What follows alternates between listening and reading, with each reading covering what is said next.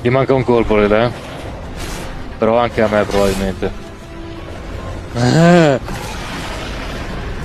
Dimmi che sta un po' calmo. E ora muori! Andiamo. Sì.